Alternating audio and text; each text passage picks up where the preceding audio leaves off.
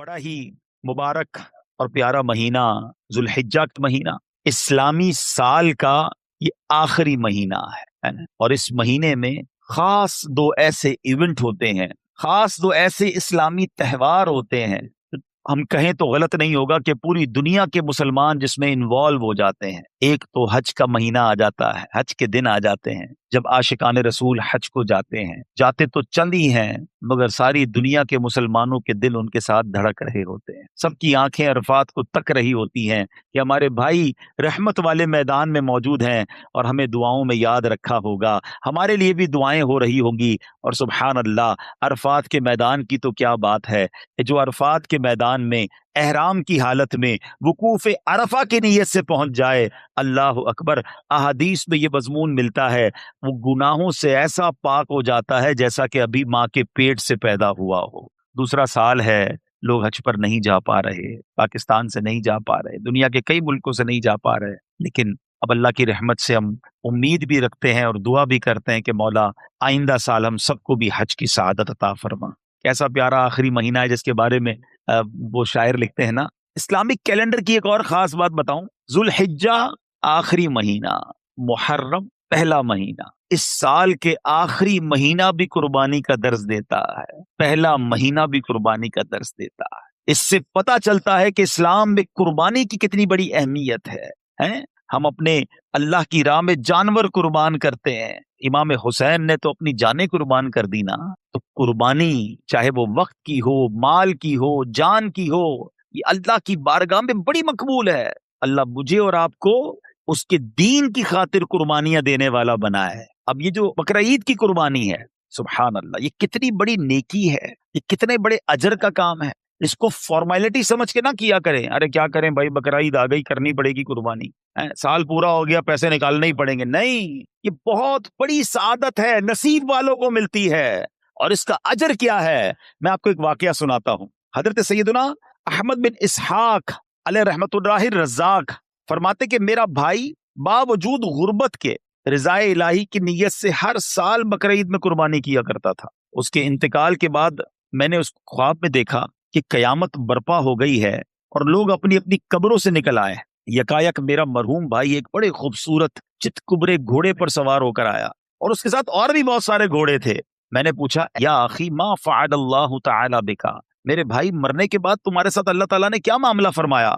वो शख्स क्या कहता है, उसका भाई कहता है, अल्लाह पाक ने मुझे बख्श दिया। मैंने पूछा, किस अमल से तेरी बख्शिश हो गई? वो कहता है कि एक दिन गरीब एक बुढ़िया आई थी, मैंने उसको बनियत सवाब 1 दिरहम दिया था, वही दिरहम मेरे काम आ गया, मेरी बख्शिश का जरिया बन गया।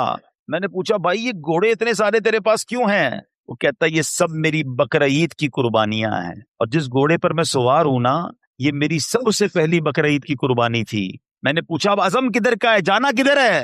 कहते, जन्नत में जा रहा हूँ। सुभान अल्लाह। और उसके बाद वो मेरी नजरों से ओझल हो गया। इंशाअल्लाह मेरे मीठे इस्लामी भाइयों, जो रकम जो अल्लाह की राह में खर्च अल्लाह की रिजा के लिए किया होगा ना, वो बड़ा काम आएगा, वो नामा अमाल पे बड़ा वजनदार होगा। मगर शर्त यह है कि वो अमल अल्लाह की रिजा के लिए किया हो, लोगों को दिखाने के लिए नहीं, अपनी वाह के लिए नहीं, अल्लाह की रिजा के लिए अगर खर्च करता है कोई, या कोई भी नेकी करता है, वो बड़ी मकबूल है। और दूसरी बात इस वाक़े से सीखने को क्या मिली कि इंशाअल्लाह ये जो कुर्बानियां है ना, ये अल्लाह ने चाहा तो जन्नत में जाने की सवारी बन जाएगी। और आइए मैं आपको हदीस सुनाता हूं। ये जो कुर्बानी करने वाले हैं, सुनो कितना मुबारक काम है। अल्लाह के हबीब अलैहिस्सलाम फरमाते हैं, कुर्बानी करने वाले को कुर्बानी के जानवर के हर बाल के बदले में 1 नेकी मिलती है। कभी सोचा कितने बाल होते हैं बकरे पर, गाय पर? हर बाल के बदले 1 नेकी मिलती है। नबी पाक अलैहिस्सलाम ने फरमाया, जिसने खुश दिली से तलबे सवाब के लिए तालिबे सवाब होकर कुर्बानी की, तो वो आतिशे जहन्नम से हिजाब यानी रोक हो जाएगी। यानी अल्लाह की रिजा के लिए हो। 2 शर्तें हैं हदीस में, एक तो खुश दिली, इंजॉय के साथ, अल्लाह तेरी मेहरबानी, तूने फिर मौका दिया, तेरी राह में खर्च करने का फिर मौका दिया, बर्डन फील ना किया करो। कुछ लोगों की बड़ी अजीब आदत होती है, इबादत भी करते हैं और बोझ के साथ करते हैं। क्या करें यार, अब रमजान आ गई, तरावी पढ़नी पड़ेगी। अरे इसको तुम बोझ समझ रहे हो यार, साल गुजर गया, अब ज़कात देनी पड़ेगी। एक जगह मैं बैठा था, पता है अजीब सी बात की, کہتے ابھی بھائی کاروباری لوگوں کا سب سے بڑا خرچہ، جن کے پاس پیسہ زیادہ ہے نا، ان کا سب سے بڑا خرچہ ہی زکوٰۃ ہے۔ میں نے کہا یار اللہ کے بندو، زکوٰۃ تو خوش دلی سے دو، اس کو برڈن کیوں سمجھ رہے ہیں؟ اللہ کی رحمت ہے کہ اللہ نے تمہیں دینے والا بنایا، مانگنے والا نہیں بنایا۔ تو کبھی بھی کسی عبادت میں بوجھ فیل نہ کریں، انجوائے کریں، خوش دلی کے ساتھ کریں۔ اگر اللہ نے اس قابل کیا ہے کہ آپ قربانی کر رہے ہیں تو سبحان اللہ قربانی بھی کریں اور ساتھ سجدہ شکر بھی ادا کریں کہ اللہ تو نے مجھے اور میرے گھر والوں کو اس قابل کیا۔ ارے حضرت ابراہیم کو تو حضرت اسماعیل کے ذبح کرنے کا حکم ہوا تھا، اگر یہی حکم ہمیں دے دیا جاتا کہ سب اپنے اپنے بچے ذبح کرو، کیا حال ہوتا؟ ادھر قربانی دینے کی نیت نہیں ہوتی، یہ والی قربانی کون دیتا؟ ہم پر تو آسانی کر دی گئی نا کہ جانور قربان کروایا جا رہا ہے۔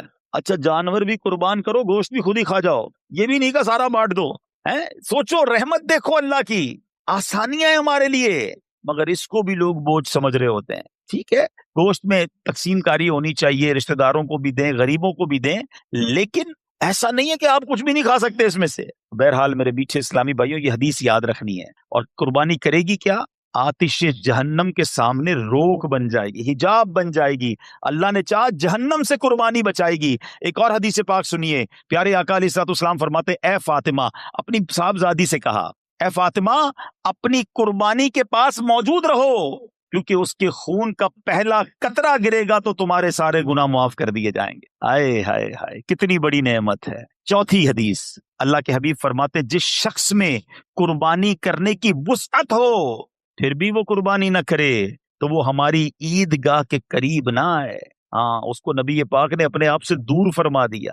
وہ لوگ جو قربانی اس میں سستی کرتے ہیں، اچھا پھر پورے گھر کا ایک بکرا کر لیں گے، گھر میں افراد بہت سارے، ایک جانور سب کی طرف سے، حساب نہیں کرتے کہ حصے کتنے بن رہے ہیں، حصے پورے ہو رہے ہیں کہ نہیں ہو رہے، کیونکہ بعض صورتوں میں اگر آپ کی کیلکولیشن درست نہیں ہے، یا آپ نے ایک ہی جانور، مثال کے طور پہ ایک بکرے میں سارے گھر والوں کی قربانی شامل کر دی، کسی کی بھی قربانی نہیں ہوگی۔ آپ کو یہ باقاعدہ سیکھنا ہوگا کہ کس طرح حصوں کی تقسیم ہوگی، یہ ایک واجب کام ہے، اس کے احکام بھی تو جانیے نا۔ یہ تو کسی ایکسپرٹ سے پوچھتے ذرا بتاؤ بھائی دانت کیسے دیکھنے ہیں، جانور کون سا لینا چاہیے، مگر اس کی قربانی کرتے وقت نیت کیسے ہوگی، اس کی اجازت کیسے ہوگی، جانور کی عمر کتنی ہونی چاہیے، یہ کون معلوم کرتا ہے؟ تو خدا را یہ واجب کام پراپر طریقے سے شریعت کے تقاضوں کے مطابق کریں، خوش دلی کے ساتھ کریں، سعادت سمجھ کر کریں، اللہ نے چاہا یہ آپ کے لیے بہت زبردست نیکی ہو جائے گی۔ سنو میرے آقا علیہ الصلوۃ والسلام کیا فرماتے ہیں۔ آقا فرماتے ہیں، انسان بقرعید کے دن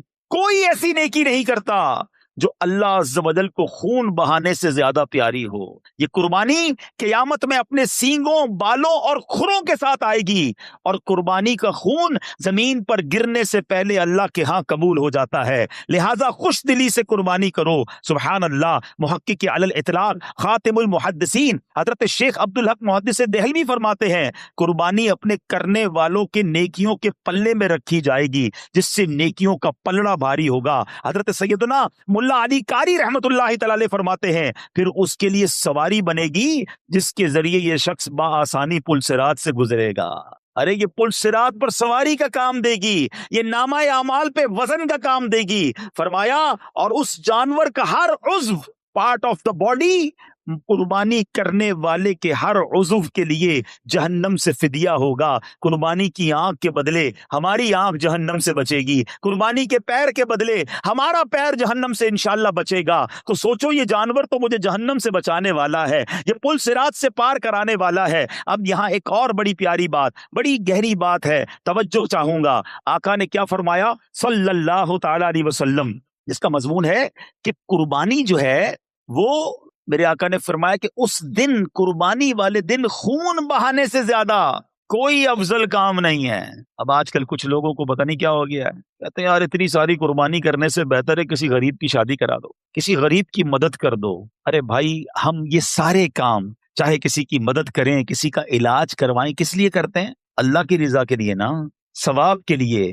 ثواب کے بارے میں زیادہ جانتا ہوں، آپ زیادہ جانتے ہیں کہ نبی پاک علیہ الصلوۃ والسلام جانتے ہیں۔ آقا فرما رہے ہیں، اس دن، قربانی کے دن، اس سے زیادہ کوئی اچھا کام نہیں ہے اللہ کے نزدیک کہ اس کی راہ میں خون بہایا جائے، قربانی کی جائے۔ تو جب نبی پاک فرما رہے کہ قربانی کرنا اس دن سب سے افضل ہے، تو ہم نے قربانی ہی کرنی ہے، وہ سب سے افضل ہے۔ ٹھیک ہے، قربانی کا جانور قربان کریں، غریبوں کا علاج بھی کرائیں، کس نے منع کیا ہے؟ مگر ایک نیکی کے کام کو، ایک واجب کام کو بند کر کے یہ نہ جانے کیوں یہ چیزیں یاد آتی ہیں۔ ایسے کچھ لوگ ہیں جن کو ایسے موقعوں پر ہی چیزیں یاد آتی ہیں۔ ارے یار، حج پر بہت سارے لوگ جاتے ہیں، بڑا خرچہ ہو جاتا ہے، یہ خرچہ بچا کر دوسرا کام کرنا چاہیے، ربیع الاول کی لائٹنگ نہیں کرنی چاہیے، یہ والا کام کرنا چاہیے۔ اپنی بچی کی شادی پر کروڑ روپے کا فنکشن کرتے ہوئے یاد نہیں آتا کہ غریب کی شادی کرا دینی چاہیے۔ تو بہرحال جو نیکی کا کام ہے وہ ضرور کرنا چاہیے، اور ساتھ ساتھ غریبوں کی مدد بھی دل جان سے کرنی چاہیے۔ تو بہرحال میرے میٹھے اسلامی بھائیوں، یہاں یہ بات کلیریفائی ہو گئی کہ یہ پل صراط کے لیے سواری بنے گی۔ اچھا، اس میں بھی ایک بات سمجھ لو، اب جانور تگڑا ہوگا، جاندار ہوگا تو سواری بھی اچھی ملے گی نا۔ تو اچھا جانور خرچ کیا کرو، اللہ نے دیا ہے تو بہترین جانور لینا چاہیے۔ اللہ کی بارگاہ میں دل دیکھا جاتا ہے۔ ہاں، نیت یہ ہو کہ ذرا پتا چلے میمن سوسائٹی میں ہمارا جانور کتنا بڑا آیا ہے، صاحب جی کتنے پیسے والے ہیں۔ اگر یہ نیت ہے تو پھر تو ثواب بھی نہیں ملے گا۔ اللہ کی رضا کے لیے بہترین منڈی کا جانور لیں۔ بلکہ میں تو ایک اور مشورہ دیتا ہوں، اپنے گھر میں جو بھی بہترین جانور لو نا، اگر 2-3 لیتے ہیں، سب سے بہترین جانور نبی پاک کے نام پر قربان کریں۔ کیا پیش کریں جانا، کیا چیز ہماری ہے آقا، یہ دل بھی تمہارا ہے، یہ جان بھی تمہاری ہے۔ دیکھو، ہمارے آقا نے ہمارے نام پر جانور قربان کیا تھا، یاد ہے؟ ہاں، حجت الوداع کے موقع پر نبی پاک نے امت کے نام پر قربانی کی۔ تو اے امتیوں، تمہیں بھی نبی پاک کو یاد رکھنا ہے۔ جو نہ بھولا ہم غریبوں کو رضا، یاد اس کی اپنی عادت کیجیے۔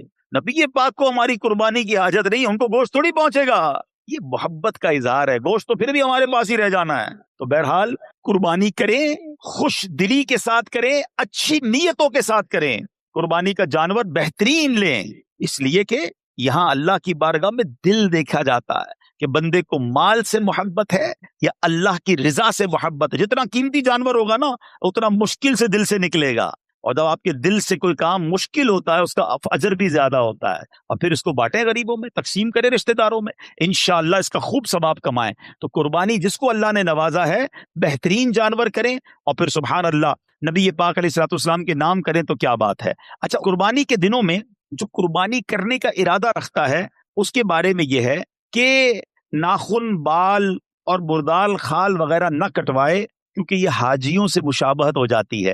حاجی بھی احرام پہن کے یہ سب چیزیں نہیں کرتے، تو حجامت وغیرہ نہ کروائے، تو انشاءاللہ اس کی برکتیں ملیں گی۔ اور جو قربانی نہیں کرتا، وہ بھی غریب ہے بیچارہ، نہیں کر پاتا، علماء کہتے ہیں اگر وہ بھی یہ اعمال ان دنوں میں کر لے، ذوالحجہ کے 10 دنوں میں، تو انشاءاللہ اس کو قربانی کا ثواب بھی مل جائے گا۔ تو یہ کام کرنا چاہیے۔ اور سبحان اللہ، بلکہ مفتی صاحب فرماتے ہیں کہ جو قربانی نہ کر سکے عشرے میں، یعنی ذوالحجہ کے ابتدائی 10 ایام میں حجامت نہ کرائے، بقرعید کے دن یا بعد نماز عید حجامت کرائے، تو انشاءاللہ قربانی کا ثواب کمائے گا۔ اچھا، اب یہاں پر ایک دو باتیں مزید قربانی کے لیے عرض کر دوں، پھر انشاءاللہ اس کے بعد میں حضرت اسماعیل علیہ الصلوۃ والسلام اور حضرت ابراہیم کا وہ واقعہ سنانا چاہتا ہوں، تاکہ ہمارے بچوں کو یہ پتہ تو چلے کہ قربانی واجب کیوں ہوئی تھی، یہ یاد کس کی ہے، یہ واقعہ کیا تھا۔ اللہ اکبر، جتنی بار اس واقعے کو پڑھیں آنکھوں میں آنسو آ جاتے ہیں، دل بے قرار ہو جاتا ہے کہ یہ کیسے لوگ تھے، اللہ کی رضا پر کیسے راضی تھے، کتنی بڑی قربانی کے لیے وہ تیار ہو گئے، اور آج ہمیں چھوٹی سی قربانی دینے میں لوگوں کے دلوں پر بوجھ آ جاتا ہے۔ تو بہرحال میرے بیچے اسلامی بھائیوں، قربانی کی جو دعا ہے نا، یہ انشاءاللہ آپ کو دعوت اسلامی کے جو رسالے ہیں مکتبۃ المدینہ کے، اس میں مل جائے گی، مگر مجھے بہت پسند ہے۔ عربی دعائیں یاد کر لو اور اس کو ترجمے کے ساتھ یاد کر۔ آئے ہائے، اس دعا کے ذرا معنی سنو۔ اللہ کرے کہ مجھے تو وہ بی بی فاطمہ سے جو نبی پاک نے فرمایا نا کہ اے فاطمہ، قربانی کے پاس رہنا، پہلا قطرہ گرتے ہی تمہارے پچھلے گناہ معاف کر دیے جائیں گے۔ اب یہ دعا کیا ہے؟ وہ دعا یہ ہے، انی وجہت وجہی للذی فطر السماوات والارض حنیفا وما انا من المشرکین ان صلاتی ونسکی ومحیای ومماتی للہ رب العالمین لا شریک لہ وبذالک امرت وانا من المسلمین۔ کیا ترجمہ ہے اس کا؟ یہ تو ویسے بھی پڑھنے والی دعا ہے. ترجمہ کیا ہے کہ میں نے اپنا منہ اس کی طرف کیا جس نے آسمان و زمین بنائے، ایک اسی کا ہو کر اور میں مشرکوں میں نہیں. بے شک میری نماز اور میری قربانیاں اور میرا جینا اور میرا مرنا سب اللہ کے لیے ہے جو رب سارے جہان کا، اس کا کوئی شریک نہیں. مجھے یہی حکم ہے اور میں مسلمانوں میں ہوں. اللہ اکبر. جب اس کیفیت میں بندہ قربانی کرے کہ اللہ میرا جینا، میرا مرنا، میری نماز، میری قربانی سب تیرے لیے ہے، اللہ ان کیفیتوں کے ساتھ قربانی کرنا اب نصیب فرمائے. تو بہرحال میرے میٹھے اسلامی بھائیوں، اب چلتے ہیں یہ قربانی شروع کہاں سے ہوئی. حضرت ابراہیم علیہ الصلوۃ والسلام بڑی عظیم ہستی ہیں. یاد رہے حضرت ابراہیم کو ابو الانبیاء کہا جاتا ہے. یہ وہ نبی ہیں کہ ان کے بعد جتنے انبیاء آئے سب کے آپ والد ہیں. آپ کو ابو الرحیم بھی کہا جاتا ہے. ابراہیم ابو الرحیم بھی کہا جاتا ہے. وہ کیوں؟ کہ آپ جو ہے بڑے مہمان نواز تھے. روزانہ دسترخوان پر آپ کو کوئی مہمان چاہیے ہوتا، جب تک مہمان نہ ملتا آپ کھانا نہیں کھاتے. مہمان نوازی بھی آپ کے دور سے شروع ہوئی. اب آپ کو بیٹے کی تمنا تھی، آپ اللہ کی بارگاہ میں دعا کرتے تھے، اے اللہ مجھے بیٹا عطا کر دے. اچھا، آپ 99 سال کی عمر تک بے اولاد تھے. 99 ایئرس کی ایج. چلو تھوڑا سا یہاں ایک درس دے دوں. کئی لوگ ملتے ہیں کہتے ہیں اولاد نہیں ہے اور پھر مایوسی کی باتیں کرتے ہیں. میں تو نماز پڑھتا ہوں پھر بھی اولاد نہیں ملتی، حج کر کے آیا پھر بھی اولاد نہیں ہے. معاذ اللہ، اللہ کی رضا پر راضی نہیں ہے. ایک بات یاد کر لو، اگر رب نے کچھ نہیں دیا نا تو یہی میرے لیے بہتر ہوگا. کیا پتا تمہارے نصیب میں ایسی اولاد ہو جو تمہیں مار کے گھر سے نکالتی ہے. بعد میں ماں باپ کہتے ہیں نا نہیں ہوتی اولاد تو اچھا تھا. نہیں ہوتی ایسی اولاد. کیسی کیسی نافرمان اولاد ہوتی ہے لوگوں کی. میرا رب اگر اسی پر راضی ہے تو راضی رہو نا. 99 ایئرس کی ایج ہو گئی حضرت ابراہیم کی، اولاد نہیں ہے، مگر رب سے دعا کرتے ہیں، مایوس بھی نہیں ہے. اور دعا کا انداز کیا تھا؟ آپ کہتے اسمع یا ایل، اسمع یا ایل. اسمع عربی میں کہتے سن لے، اور عبرانی زبان میں ایل کہتے اللہ کو، پروردگار کو. اے اللہ میری سن لے. سبحان اللہ. حضرت اسماعیل 99 سال میں حضرت ابراہیم کو عطا کیے گئے اور حضرت ابراہیم نے بیٹے کا نام ہی اسماعیل رکھ دیا. جو دعا میں پکارتے تھے اسمع یا ایل، یہی نام اسماعیل جو ہے وہ اپنے بیٹے کا نام رکھ دیا. اے میرے میٹھے اسلامی بھائیوں، یاد رہے حضرت ابراہیم کی کیا شان ہے. رسول پاک علیہ الصلوۃ والسلام کے بعد تمام انبیاء میں سب سے افضل نبی حضرت ابراہیم علیہ السلام ہیں. حضرت ابراہیم ہی اپنے بعد میں آنے والے سارے انبیاء کرام کے والد ہیں. ہر آسمانی دین میں آپ کی پیروی اور اطاعت ہے. ہر دین والے آپ کی تعظیم کرتے ہیں. آپ ہی کی یاد میں قربانی ہے، آپ ہی کی یادگار میں حج کے ارکان ہیں، آپ ہی کعبہ شریف کی پہلی تعمیر کرنے والے ہیں. جس پتھر پر کھڑے ہو کر آپ نے کعبہ بنایا اس کو مقام ابراہیم کہا گیا اور اس کو سجدہ کرنے کی جگہ فرما دیا گیا. وَاتَّخِذُوا مِن مَّقَامِ إِبْرَاهِيمَ مُصَلًّى، اور ابراہیم کے کھڑے ہونے کی جگہ پر اپنا مصلی بناؤ، وہاں نماز ادا کرو. یہ قرآنی حکم آ گیا. یہ حضرت ابراہیم کی شان ہے. ویسے ایک اور عشق والی بات بتا دوں، اللہ آپ کو اور مجھے بار بار مکے کی حاضری عطا فرمائے. وہ پتھر جس پر کھڑے ہو کر حضرت ابراہیم نے کعبہ تعمیر کیا تھا، سبحان اللہ، آج بھی اس پتھر پر حضرت ابراہیم کے قدموں کے نشان اپنی آنکھوں سے آپ دیکھ سکتے ہیں. کتنے گہرے نشان ہیں. کبھی سوچا کتنا ٹائم ہو گیا ہے؟ 5000 سال سے زیادہ وقت ہو گیا ہے. یہ اب اس کے اوپر باکس بنایا گیا ہے، پہلے باکس نہیں تھا. یہ کھلے آسمان تلے پتھر پڑا رہا. ہزاروں بارشیں دیکھی، ہزاروں اس نے آندھیاں دیکھی ہوں گی، موسم کے مد و جزر دیکھے، مگر یہ پتھر نے کیسے اپنے سینے میں حضرت ابراہیم کی نشانی کو سنبھالا ہوا ہے کہ آج بھی اپنی آنکھوں سے ہم حضرت ابراہیم کے قدموں کے نقش کا نظارہ کر سکتے ہیں. جب حضرت ابراہیم کی شان یہ ہے تو ابراہیم کے آقا کی شان کا عالم کیا ہوگا. تو بہرحال حضرت ابراہیم وہ عظیم ہستی ہے کہ قیامت میں سب سے پہلے آپ ہی کو عمدہ لباس عطا ہوگا. اس کے فوراً بعد نبی پاک علیہ الصلوۃ والسلام کو ایک اور بڑی پیاری بات کتابوں میں لکھی. جن کے چھوٹے بچے فوت ہو گئے ہو نا، گھبرایا نہ کرو، اللہ کی رضا پہ راضی رہا کرو. اول تو وہ چھوٹے بچے مغفرت کا ذریعہ بنیں گے، مگر آج وہ بچے پتہ ہے کہاں ہیں؟ علماء فرماتے ہیں مسلمانوں کے فوت ہو جانے والے بچوں کو آپ علیہ الصلوۃ والسلام اور آپ کی بیوی حضرت سارہ رضی اللہ تعالی عنہا عالم میں برزخ میں ان بچوں کی پرورش کرتے ہیں. یہ بچے ان کے پاس ہیں، حضرت ابراہیم کے پاس ہیں، اور وہ ان کی پرورش فرما رہے ہیں. اللہ اکبر. یہ شان ہے حضرت ابراہیم کی. اب ذرا غور کیجئے میٹھے اسلامی بھائیوں، حضرت ابراہیم کی شان تو آپ نے سنی، کئی ایسے دنیا میں کام ہیں جن کے انوینٹر، جن کے ذریعے یہ کام شروع ہوئے، سب سے پہلے جو سٹارٹ ہوئے وہ بھی حضرت ابراہیم کے دور میں کون کون سے کام ہوئے؟ سب سے پہلے آپ ہی کے بال سفید ہوئے. دنیا میں کسی کے بال سفید نہیں ہوتے تھے. حضرت ابراہیم پہلی ہستی ہیں جن کے بال سفید ہوئے. سب سے پہلے آپ ہی نے سفید بالوں پر مہندی لگائی اور قطم یعنی نیل کے پتوں کا خضاب لگایا. سب سے پہلے آپ ہی نے سلا ہوا پاجامہ پہنا. سب سے پہلے آپ نے منبر پر خطبہ پڑھا. سب سے پہلے آپ نے علیہ السلام نے راہ خدا میں جہاد کیا.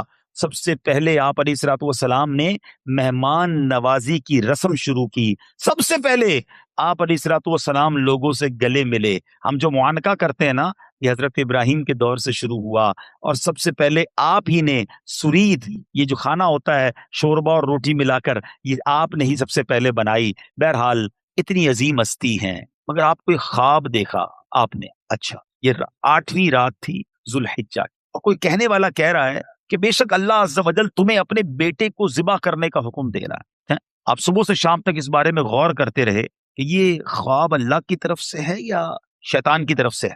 8 ذوالحجہ کو پتہ کیا کہتے ہیں؟ یوم الترویہ. جو حج پر جاتے ہیں ان کو یاد ہو گیا ہوگا. یوم الترویہ 8 ذوالحجہ کا نام ہے. اس کا مطلب پتہ ہے کیا ہے؟ سوچ بچار کا دن. حضرت ابراہیم نے یہ دن سوچوں بچار میں گزارا تھا، اس لیے اس کا نام ہی یوم الترویہ پڑ گیا. 9ویں رات پھر خواب آیا. صبح یقین کر لیا کہ یہ اللہ کی طرف سے ہے. اب 9 ذوالحجہ کو کیا کہا جاتا ہے؟ یوم عرفہ، یعنی پہچاننے کا دن. آپ کو یقین ہو گیا کہ یہ اللہ کی طرف سے خواب ہے. 9 ذوالحجہ کا دن ہی یوم عرفہ پڑ گیا. اب 10ویں ذوالحجہ پھر وہ آپ نے رات کو خواب دیکھا. اب آپ نے پکا ارادہ کر لیا کہ بیٹے کو آج ذبح کرنا ہے. اس لیے 10 ذوالحجہ کے دن کا نام یوم النحر پڑ گیا. یہ تینوں نام بھی حضرت ابراہیم کی کیفیت کے مطابق، جو آپ کی کیفیت تھی وہی اس دن کا نام ہو گیا. اے میرے میٹھے اسلامی بھائیوں، حضرت ابراہیم نے اب اپنے بیٹے حضرت اسماعیل علیہ الصلوۃ والسلام سے کیا بات ہو رہی ہے؟ بیٹا گھمانے لے جا رہا ہوں یہ نہیں، بیٹا کو چیز دلانے جا رہا ہوں یہ نہیں. 7 سال یا 13 سال عمر ہے حضرت اسماعیل کی. 99 سال کی عمر میں یہ بیٹا ملا ہے. Try to understand. بچہ جب 10-15 سال بعد پیدا ہو تو پورا خاندان ہی اس کا دیوانہ ہوتا ہے. اس کے ناز اٹھائے جاتے ہیں، بڑی منتوں سے آیا ہے. 99 ایئرز کے بعد اولاد ہوئی ہے، اور ابھی 7 سال کا ہے، یا ایک روایت کے مطابق 13 سال کا ہے. حضرت اسماعیل کے بارے میں کہا گیا اس کو ذبح کر دو. اور آپ اپنے بیٹے سے بات کرتے ہیں کہ بیٹا میں تمہیں اللہ کی طرف سے حکم آیا ہے. مگر اس سے پہلے کیا ہوا ذرا سنیے گا. اب شیطان نے کیا کام کیا؟ شیطان جو ہے اب ایک شکل میں حضرت ابراہیم کے پاس آئے، کیونکہ آپ اپنے بیٹے کو لے کے کہیں جا رہے تھے. کہتا ہے ابراہیم کہاں کا ارادہ ہے؟ آپ نے جواب دیا میں کام سے جا رہا ہوں. اس نے پوچھا کیا اسماعیل کو ذبح کرنے جا رہے ہو؟ حضرت ابراہیم علیہ الصلوۃ والسلام نے کہا کیا تم نے کسی باپ کو دیکھا ہے وہ اپنے بیٹے کو ذبح کرے؟ شیطان بولا ہاں میں آپ ہی کو دیکھ رہا ہوں، کسی کام سے جا رہے ہیں. اس کو تو معلوم تھا. آپ سمجھتے ہیں کہ اللہ عز و جل نے آپ کو اس بات کا حکم دیا ہے؟ حضرت ابراہیم نے ارشاد فرمایا اگر اللہ عز و جل نے مجھے اس بات کا حکم دیا ہے تو میں اس کی فرما برداری کروں گا. شیطان نے یہاں وسوسہ ڈالنے کی کوشش کی، کامیاب نہیں ہوا. اب بی بی ہاجرہ کے پاس گیا. آپ کو پتا ہے آپ کے بیٹے کو کہاں لے کر گئے حضرت ابراہیم؟ کب بیٹے کو کہیں گھمانے پھرانے لے گئے؟ کہ نہیں، وہ انہیں ذبح کرنے لے کر گئے. تو حضرت ہاجرہ کہتی کیا تم نے کبھی ایسا دیکھا ہے کوئی باپ بیٹے کو ذبح کرے؟ شیطان کہتا ہے ہاں انہیں اللہ نے اس بات کا حکم دیا ہے. ماں دیکھو کیسی تھی. بی بی ہاجرہ کہتی ہیں اگر ایسا ہے تو انہوں نے اللہ کی اطاعت کر کے بہت ہی اچھا کیا ہے. اگر اللہ نہیں فرمایا نا پھر تو یہ فیصلہ ٹھیک کیا انہوں نے. شیطان نے دیکھا نہ باپ ہل رہا ہے نہ ماں ہل رہی. چھوٹا بچہ حضرت اسماعیل کے پاس چلا گیا. کہتا ہے اسماعیل پتہ ہے تمہارے بابا جان کہاں لے جا رہے ہیں؟ تو کہتے ہیں کہ والد صاحب اپنے ساتھ کہیں لے جا رہے ہیں. کہ تمہیں معلوم ہے اللہ نے انہیں حکم دیا ہے تمہیں ذبح کرنے کے لیے. ذرا سوچو تربیت کا کیسا شاہکار ہے حضرت اسماعیل. فرماتے ہیں اگر رب نے حکم دیا ہے تو بابا جان بالکل ٹھیک کرنے جا رہے ہیں، پھر میں بھی اس کام کے لیے راضی ہوں. اللہ اکبر. اب شیطان نے دیکھا کوئی نہیں مان رہا، بہکانے کی کوشش میں ناکام ہوا تو ایک مقام پر پہنچا. حضرت ابراہیم نے اسے 7 کنکریاں ماری. اگلے مقام پر پہنچا. اب وہاں فرشتوں نے کہا حضور یہاں بھی کنکریاں ماریں. حضرت ابراہیم نے پھر کنکریاں ماری. آگے جا کر پھر ایک مقام پر اس نے بہکانے کی کوشش کی. اللہ اکبر. فرشتوں نے حضرت ابراہیم سے کہا کہ یہاں بھی کنکریاں ماریں. حضرت ابراہیم نے وہاں بھی اسے 7 کنکریاں ماری. شیطان کو 3 مقامات پر جو کنکریاں مارنے کی یادگار ہے وہ باقی رکھی گئی ہے. آج بھی حاجی اسی یاد کو کرتے ہوئے جمرے پر رمی کیا کرتے ہیں. اے میرے بیچ اسلامی بھائیوں، یہ کیسے لوگ تھے، کتنا یقین تھا رب کے وعدوں پر، اللہ کی رضا پر کیسے راضی تھے. حضرت ابراہیم نے اپنے بیٹے سے جو بات کی، جو کورسپونڈنس کی، وہ قرآن میں موجود ہے. کیا الفاظ ہے ذرا سنو. حضرت ابراہیم اپنے بیٹے سے کیا کہتے ہیں؟ یا بنی انی ارا فی المنام انی اذبحک فانظر ماذا تری. اے میرے بیٹے، میں نے خواب دیکھا ہے. باپ اپنے بیٹے سے بات کر رہا ہے. میں نے خواب دیکھا، تجھے ذبح کرتا ہوں، اب تو دیکھ تیری کیا رائے ہے. اللہ اکبر. کسی سے یہ کہا جائے کہ تجھے ذبح کرنے کا ارادہ ہے، خواب میں حکم ملا ہے، اپنا بیٹا بھی ہو تو گھر چھوڑ کے بھاگ جائے. یہ کیسا بیٹا ہے؟ کیا کہتے ہیں سنو. کہتے ہیں اے میرے باپ کیجئے جس بات کا آپ کو حکم ہوتا ہے. خدا نے چاہا تو قریب ہے کہ آپ مجھے صابر یعنی صبر کرنے والا پائیں گے.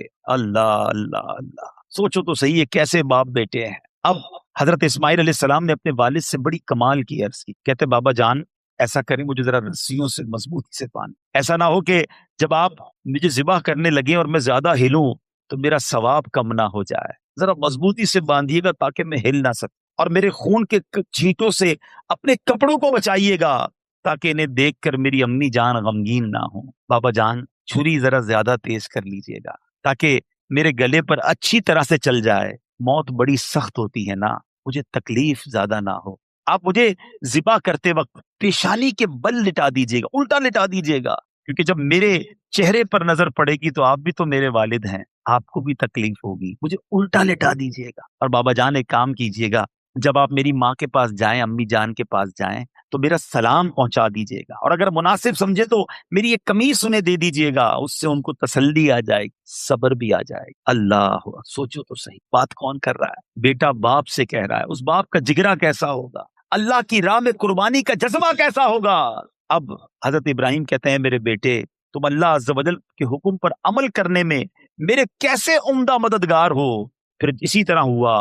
حضرت اسماعیل کو آپ نے رسیوں سے باندھا، چھری تیز کی، حضرت اسماعیل کو پیشانی کے بل لٹا دیا، ان کے چہرے سے نظر ہٹا لی اور ان کے گلے پہ چھری چلا دی. انہوں نے اپنا کام کر دیا.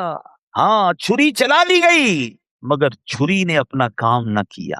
وہ بھی تو رب کے حکم کی باندھی ہوئی ہے نا. رب جو چاہے، ان اللہ علی کل شیء قدیر. رب نے اپنی قدرت کا نظارہ دکھایا. وہ چھری جو تیز تھی باپ نے بیٹے کے گلے پر چلا دی مگر چھری نے کام نہ کیا. اب کیا ہوا؟ حضرت ابراہیم علیہ السلام پر وحی نازل ہوئی اور ہم نے اسے ندا فرمائی کہ اے ابراہیم، تو نے خواب سچ کر دکھایا، ہم ایسا ہی صلہ دیتے ہیں نیکوں کو. بے شک یہ روشن جانچ تھی اور ہم نے ایک بڑا ذبیحہ اس کے فدیے میں دے کر اسے بچا لیا. یہ امتحان لیا گیا. اے ابراہیم تم کامیاب ہو گئے، تم نے یہ اپنا وعدہ پورا کر دیا. اللہ اکبر. اب جب زمین پر لٹا دیا گیا تو اللہ نے جبرائیل کو حکم دیا کہ جنت سے ایک دمبا لایا جائے، ایک مینڈا لایا جائے. وہ مینڈا لے کر آئے. ذرا سوچو منظر کیسا ہوگا. حضرت اسماعیل الٹے لیٹے ہوئے ہیں، باپ کے ہاتھ میں چھری ہے اور وہ پھرا چکے ہیں. اب اوپر سے آواز آتی ہے اللہ اکبر اللہ اکبر. حضرت جبرائیل مینڈا لے کر آ رہے ہیں اور اوپر سے صدا لگا رہے ہیں. حضرت ابراہیم نے جب اوپر دیکھا تو جان لیا کہ اللہ کی طرف سے آزمائش کا وقت گزر چکا ہے، امتحان پورا ہو گیا ہے. بیٹے کے فدیے کی جگہ مینڈا بھیجا جا رہا ہے. حضرت ابراہیم نے اب خوش ہو کر کیا کہا؟ لا الہ الا اللہ واللہ اکبر. اب جو بیٹا لیٹا ہوا ہے، حضرت اسماعیل نے جب یہ سنا تو کہتے ہیں اللہ اکبر وللہ الحمد. اس کے بعد کیا ہوا؟ یہ تینوں الفاظ جو ہیں یہ وہی تسبیح ہے جو ہم عید کے دنوں میں پڑھتے ہیں. یہ ایام تشریق میں پڑھی جانے والی تسبیح ہے، قیامت تک کے لیے مسلمانوں کی زبانوں پر جاری کر دیا گیا. اب جب اس تسبیح کو پڑھنا تو غور کرنا کتنی مبارک تسبیح ہے کہ اس کے پہلے الفاظ جبرائیل نے کہے ہیں، درمیانی الفاظ حضرت ابراہیم کی زبان سے ادا ہوئے ہیں اور آخری ورڈز جو ہیں وہ حضرت اسماعیل کی زبان سے ادا ہوئے ہیں. ارے اتنی بڑی قربانی کے بارے میں ہم تو तसव्वुर भी नहीं कर सकते। आओ मुबारक लोगों की ज़बान से निकले हुए ये मुबारक अल्फाज उसी तसव्वुर में पढ़ते हैं। अल्लाह करीम मुबारक अल्फाज के सदके हमारी मग़फ़िरत फरमाए। मिलकर पढ़ेंगे, अल्लाहु अकबर, अल्लाहु अकबर, ला इलाहा इल्लल्लाह, वल्लाहु अकबर, अल्लाहु अकबर, वलिल्लाहिल हम्द। अब ईद के दिनों में जब ये तस्बीह पढ़ना ना, तो याद रखना जिब्राईल ने शुरू की थी, हजरत इब्राहीम ने आगे पढ़ी थी और आखिरी अल्फाज हजरत इस्माईल ने अदा किए। अल्लाह अकबर। ये कैसा मंजर था, ये कैसा इम्तिहान था जिसमें ये खानदान कैसा कामयाब हुआ। रहती दुनिया तक तिलावत होती रहेगी, कुरान पढ़ा जाता रहेगा और इस कुर्बानी का और इस सब्र का जिक्र होता रहेगा। ऐ मेरे बीच इस्लामी भाइयों, ये मेंढा कौन सा था? हाय हाय, देखो अल्लाह करीम ने जो ये मेंढा भेजा हजरत इस्माईल की जगह पर फिदिये के तौर पर, मुफस्सिरीन कहते हैं कि ये मेंढा जन्नत से आया था और ये वही मेंढा था जिसको हजरत आदम अलैहिस्सलाम के बेटे हजरत हाबील ने कुर्बानी में पेश किया था। उस मेंढे का गोश्त पकाया नहीं गया बल्कि उसे दरिंदों और परिंदों ने खा लिया। मेरे बीच इस्लामी भाइयों, यहाँ एक छोटा सा मसला भी समझ लें। अजीब अजीब लोग होते हैं ना, अपने दिमाग से चीजों को तय कर रहे होते हैं। भाई जब हजरत इब्राहिम को ख्वाब में आया बेटा ज़िबा करो, तो आज भी रात को किसी के ख्वाब में आ जाए बेटा ज़िबा करो, तो क्या कल बेटा ज़िबा करने निकल पड़ेंगे?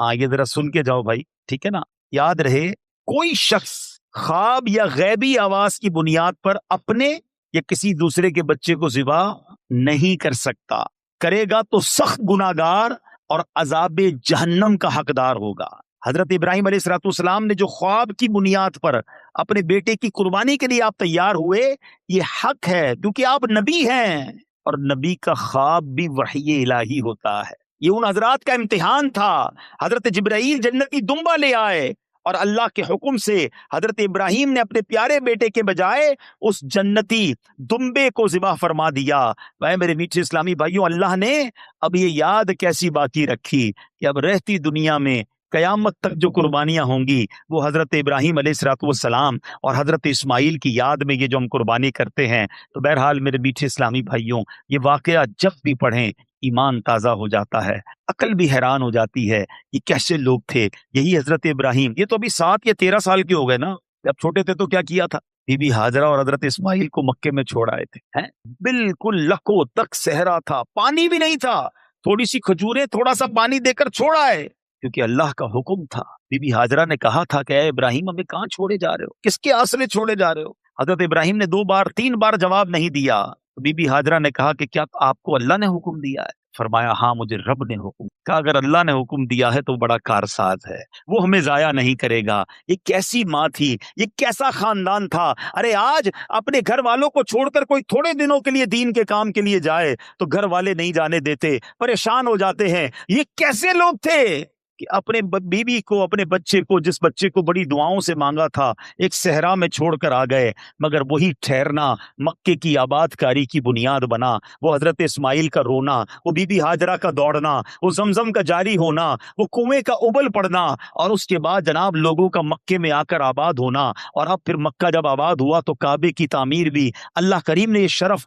हजरत इस्माईल और हजरत इब्राहिम को अता फरमाया। ये जो मकाम इब्राहिम की बात हो रही थी, एक और मौजज़ा बताऊं हजरत इब्राहिम का। मकाम इब्राहिम आप देखें, काबा जब हम देखते हैं ना कितना ऊंचा है, इतनी ऊंची तामीर कैसे की होगी? आज के जमाने में तो क्रेन और बहुत सारी चीजें होती हैं, बड़े बड़े पत्थर ऊपर तक पहुंचाने होते हैं, लिफ्टें लगती हैं। किताबों में लिखा है जो मकाम इब्राहिम था ना, काबे की दीवार जितनी ऊंची होती जाती थी, मकाम इब्राहिम इतना ऊपर होता जाता था। ये लिफ्ट का काम करता था। जब नीचे तामीर करनी होती थी, ये पत्थर नीचे आ जाता था। अल्लाह अकबर। अल्लाह ने अपने घर की तामीर का क्या इंतजाम किया। अच्छा, फिर जब इसकी तामीर कर रही थी, एक और प्रॉब्लम थी। काबा जो है वो उठा लिया गया था तूफान नूह के मौके पर। अब काबे की डायमेंशंस नहीं पता थी कि एग्जैक्टली काबा किधर है जहां बनाना है। हजरत इब्राहिम को हुक्म हुआ, ए इब्राहिम काबे की तामीर करो। अब उस जगह की निशानदही के लिए एक बादल भेजा गया। इरशाद हुआ इस बादल के नीचे जितनी साए की जगह है ना, यही काबे की 4 दीवारी की जगह है, यहाँ काबा तामीर करो। एग्जैक्टली डायमेंशन बताने के लिए एक बादल भेजा गया। हजरत इब्राहिम ने बिल्कुल उसके नीचे बाउंड्री बनाई और काबे की तामीर शुरू की। काबा तामीर हो गया। अब हजरत इब्राहिम को हुक्म हुआ, اے ابراہیم لوگوں کو حج کے لیے بلاؤ، لوگوں کو آواز لگاؤ۔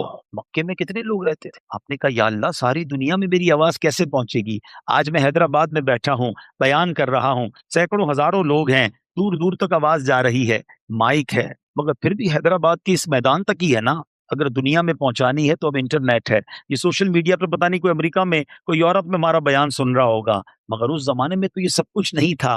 کہا گیا ہے ابراہیم آواز لگاؤ، کہ یا اللہ میری آواز کیسے پہنچے گی؟ ارشاد ہوا ابراہیم آواز لگانا تمہارا کام ہے، پہنچانا ہمارا کام ہے۔ حضرت ابراہیم چڑھ گئے جبل ابو قبیس پر، آج بھی وہ پہاڑ موجود ہے صفا مروہ کے ساتھ ہے، اور یہ سب سے قدیم پہاڑ کہا جاتا ہے۔ حضرت ابراہیم کھڑے ہوئے اور آپ نے لوگوں کو حج کے لیے بلایا، صدا لگائی، کیا صدا ہوگی؟ آپ کو پتہ ہے اللہ نے صدا کو کیسے پہنچایا؟ کتابوں میں لکھا ہے اس وقت دنیا میں جتنے لوگ تھے all around the world، سب نے حضرت ابراہیم کی اس آواز کو سنا۔ سنو، صرف لوگوں نے نہیں سنا، بلکہ جو ابھی دنیا میں نہیں آئے تھے، ماں کے پیٹ میں تھے، انہوں نے بھی سنا، جو باپ کے پشت میں تھے انہوں نے بھی سنا، جن کی روحیں عالم ارواح میں تھی انہوں نے بھی سنا، اور جس نے جواب دیا اللہ اکبر، اس وقت لبیک پڑھی گئی۔ کتابوں میں لکھا ہے جس نے حضرت ابراہیم کی اس صدا پر ایک بار لبیک کہا وہ زندگی میں ایک بار حج کرے گا، جس نے 2 بار اس وقت لبیک کہا وہ 2 حج کرے گا، جس نے جتنی بار اس وقت لبیک کہا تھا حضرت ابراہیم کی اس ندا پر اللہ کریم اتنی بار اسے حج پر بلائے گا۔ مبارک ہو ان کو جو حج کرائے ہیں، سبحان اللہ۔ اللہ کا جتنا شکر ادا کرے کم ہے کہ اللہ نے ہماری روح کو یہ توفیق بخشی تھی۔ ہم دنیا میں تو نہیں آئے تھے، ہزاروں سال پرانی بات ہے، حضرت ابراہیم کی اس پکار پر ہماری روح نے لبیک کہا، رب نے حج پر بلایا، اور ہم اللہ سے دعا کرتے ہیں مولا پھر حج پہ بلا، جو نہیں گئے انہیں بھی حج پہ بلا اور انہیں بھی وہ مبارک مناظر دیکھنا نصیب فرما۔ تو کمال کی داستان ہے حضرت ابراہیم کی باتیں، ان کی زندگی کے انداز، ایسے ایسے واقعات ہیں۔ نمرود کے سامنے جس طرح وہ 18-20 سال کی عمر میں کھڑے ہو گئے، آگ میں ڈال دیا گیا، مگر وہ اللہ تبارک و تعالیٰ پر توکل کیسا تھا، بھروسہ کیسا تھا، اور اس بھروسے کا کمال کیا ہوا کہ اللہ کریم نے حکم فرمایا اور وہ آگ گلزار بن گئی۔ ایک روایت کے مطابق 40 دن آپ آگ کے اندر رہے، مگر باہر آتے ہیں تو آپ کا بال بھی بیکا نہیں ہوتا ہے، آپ کے جسم پر خراش بھی نہیں ہے، اللہ نے آگ کو گلزار بنا دیا۔ فرق کیا ہے؟ آج ہماری مصیبتیں حل نہیں ہوتی، آج ہم ڈر اور خوف میں مبتلا رہ جاتے ہیں، ان کا توکل ایسا تھا کہ آگ گلزار بن جاتی تھی۔ کمال کی بات شاعر مشرق لکھتے ہیں، کہتے ہیں اگر آج بھی ہو ابراہیم سا ایمان پیدا، ایکچولی the difference is دل میں ایمان ہی وہ نہیں ہے، بھروسہ ہی وہ نہیں ہے، توکل ہی وہ نہیں ہے۔ کیا کہتے ہیں؟ اگر آج بھی ہو ابراہیم سا ایمان پیدا، آگ کر سکتی ہے انداز گلستان پیدا۔ اگر آج وہ ایمان آ جائے تو آج آپ کی غموں کی آگ گلزار بن جائے گی، آج آپ کی مخالفت کی آگ بھی گلزار بن جائے گی۔ اور سبحان اللہ، ایک اور بات سیکھنے کو ملی، عقل تو کہتی تھی اے ابراہیم آگ میں جاؤ گے، جل کر راکھ ہو جاؤ گے، اتنی بڑی آگ ہے کہ پرندے نہیں گزر رہے، مگر حضرت ابراہیم کے عشق نے کچھ اور ہی فیصلہ کیا۔ شاعر کہتے ہیں نا، عقل والوں کے نصیبوں میں کہاں ذوق جنوں، ہر بات لاجک سے نہیں تولی جاتی، عقل والوں کے نصیبوں میں کہاں ذوق جنوں، عشق والے ہیں جو ہر چیز لٹا دیتے ہیں، بے خطر کود پڑا آتش نمرود میں عشق، یہ عشق کا فیصلہ تھا نا، عقل کا نہیں تھا، بے خطر کود پڑا آتش نمرود میں عشق، عقل تھی محو تماشائے لبے بام ابھی، ارے عقل تو سوچتی رہ گئی، عشق نے اپنا کام کر دیا۔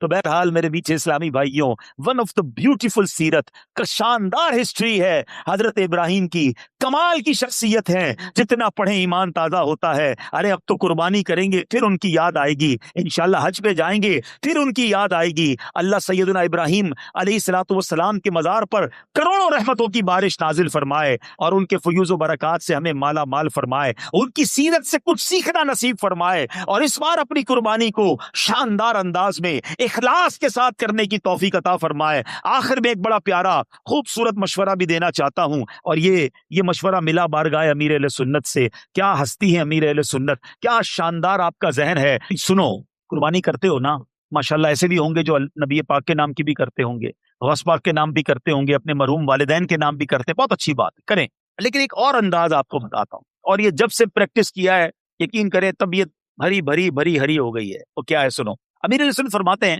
کہ آپ کے گھر پر قربانی کا جب دن ہوتا ہے تو بہت سارے لوگ گوشت لینے آتے ہیں، ایسا ہی ہے نا، آپ کے ملازم آتے ہوں گے، آپ کے غریب رشتہ دار آتے ہوں گے، پڑوسی آتے ہوں گے، آپ سب کو دیتے ہیں، اچھی بات، لیکن ان کو لینے آنا پڑتا ہے، ان کے گھر قربانی نہیں ہوتی ہے. کیا ایسا نہیں ہو سکتا کہ اس بار میری جو نفلی قربانیاں ہیں، ویسے تو یہ واجبی قربانیوں میں بھی ہو سکتا ہے، جو واجب قربانی وہ بھی ہو سکتا ہے، کیا آپ نے سوچا یار میں اس بار 3-4 بکرے کروں گا، ایک گائے کروں گا؟ کیا ایسا نہیں ہو سکتا کہ 1 یا 2 بکرے آپ اپنے یہاں نہ کریں، بلکہ کسی غریب مسلمان کو کہیں کہ یہ بکرا آپ اپنے گھر پہ کر لیں، اور اس کو بتا دیں یہ غوث پاک کے نام کی قربانی، اس نام سے کر دینا، اور گوشت وغیرہ آپ تقسیم کر دیں، یا یہ نبی پاک کے نام کی قربانی، یا آپ نے اپنے ہی نام کی کروانی ہے تو یہ میرے نام سے کاٹ دینا، باقی بکرا آپ لے جائیں. بلکہ امیر علیہ سنت ایک اسٹیپ اور آگے بڑھ کر فرماتے بکرا نہ دو، اس کو بکرے کے پیسے دو، اور کو خود جا کے خرید ہیں. اب ذرا سوچے جب وہ اپنے بچوں کے ساتھ منڈی جائے گا، کتنی خوشی ہوگی اس کے بچوں کو، 1-2 دن ذرا وہ ڈھونڈیں گے، جانور دیکھیں گے.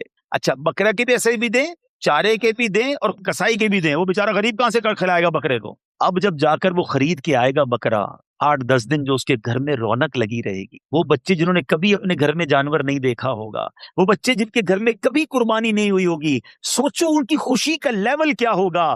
آپ تو ہر سال کرتے ہیں، ایک آدھا جانور کسی کے گھر چلا گیا، آپ کے گھر میں کوئی کمی نہیں آئے گی. اللہ اکبر، وہ دعا نہ بھی کرے تو اس کے دل میں جو دعا نکل رہی ہوگی وہ آپ کی عید کو کیا بنا دے گی. اچھا آپ ذرا سوچو، جس دن قربانی ہوگی، آج تک وہ صبح تھیلی لے کر آپ کے گھر آتا تھا، آج وہ اپنے گھر میں قربانی کر کر اپنے رشتہ داروں کو بانٹ رہا ہوگا. اب لیول آف خوشی دے سوچئے، اس خاندان میں آپ کتنی خوشی داخل کر سکتے ہیں. اور نیچے اسلامی بھائیو ایک فارمولا یاد کر لو، خوشی کا فارمولا یہی ہے، تم دوسروں کو خوش کرو، اللہ تمہیں خوش کر دے گا. جو خوش ہونا چاہتا ہے، آپ کسی کے چہرے پہ مسکراہٹ لے آئیں، کسی کے دل کا غم دور کر دیں، آپ خوش ہو جائیں گے، آپ کے غم دور ہو جائیں گے. اس بار اس قربانی کے دنوں میں یہ سٹائل اپنا کر دیکھو، یہ کام کر کے دیکھنا، پھر دیکھو آپ کو اس کا لطف کیسا آتا ہے. اور سبحان اللہ، ایک اور مشورہ دے دیتا ہوں، اگر نبی پاک کے نام کی قربانی کرنی ہے نا تو کسی سید کے گھر میں کروا دو، کسی غریب سید کو تلاش کرو اور بولو یہ لے جاؤ اور اپنے نانا جان کے نام کی قربانی کرنا، حضور آپ ہی کا صدقہ ملتا ہے، آپ کی آل کو پیش کر رہا ہوں، پھر دیکھو پنجتن پاک کا کیسا صدقہ ملتا ہے. اللہ نے نوازا ہے نا، تو اس طرح بے شک اپنے گھر میں تھوڑے جانور کم کر دو اور تھوڑے جانور غریبوں کے گھروں میں کٹوا دو. اس کی جو نیکی، اس کی جو برکت، اس کی جو خوشی ملے گی. ایک اسلامی بھائی نے مجھے آ کر بتایا، کہا عبدالحبیب بھائی جب سے آپ نے یہ بتایا اور ایک اسلامی بھائی نے مجھے جانور دیا، 10 دن 10 راتیں میرے بچے سوتے نہیں تھے، خوشی کے مارے انہیں نیند نہیں آتی تھی. جس دن ہمارے گھر میں قربانی ہوئی، سارا گھر خوشی کے مارے رو رہا تھا. میں بتا نہیں سکتا ہماری خوشی کا عالم کیا تھا. میں سوچتا رہا کہ ایک بکرے سے اس پورے خاندان کو جو پورا ہفتہ خوشیاں ملی، اللہ اس بندے کو کتنی خوشیاں عطا فرمائے گا. تو یہ مواقع ڈھونڈا کرو، یہ کوشش کیا کرو کہ ہماری وجہ سے کسی کے چہرے پہ مسکراہٹ آ جائے. اور اللہ سلامت رکھے میرے پیر و مرشد کو، اللہ سلامت رکھے امیر اہل سنت کو. کیا خوبصورت نیکیاں کمانے کے آئیڈیاز دیتے ہیں، بتاؤ اس میں دعوت اسلامی کا کیا فائدہ ہے؟ کوئی دعوت اسلامی کے فائدے کے لیے نہیں، یہ مسلمانوں کے فائدے کے لیے، لوگوں کے دلوں میں خوشی داخل کرنے کے لیے، آپس میں محبتیں بڑھانے کا فارمولہ ہے. اس پر اس بار عمل کریں انشاءاللہ. اللہ کریم کیا پتا اس ایک قربانی کے صدقے ہماری ساری قربانیاں قبول ہو جائیں. تو ہمیں اس بار یہ کام کرنا چاہیے، غریبوں کا خیال بھی رکھا کریں. اللہ کریم ہمیں اپنے مسلمان بھائی بہنوں کا خیال رکھنے کی توفیق عطا فرمائے. بڑے مبارک دن اور بڑی مبارک راتیں ہمارے درمیان ہیں. سب سے پہلے کچھ بات کرتے ہیں قربانی کے حوالے سے. یہ کتنی بڑی نیکی ہے، کتنی بڑی سعادت ہے. حضرت سیدنا احمد بن اسحاق رحمۃ اللہ تعالی فرماتے ہیں، میرا بھائی باوجود غربت رضا الہی کی نیت سے ہر سال بقرعید میں قربانی کیا کرتا تھا.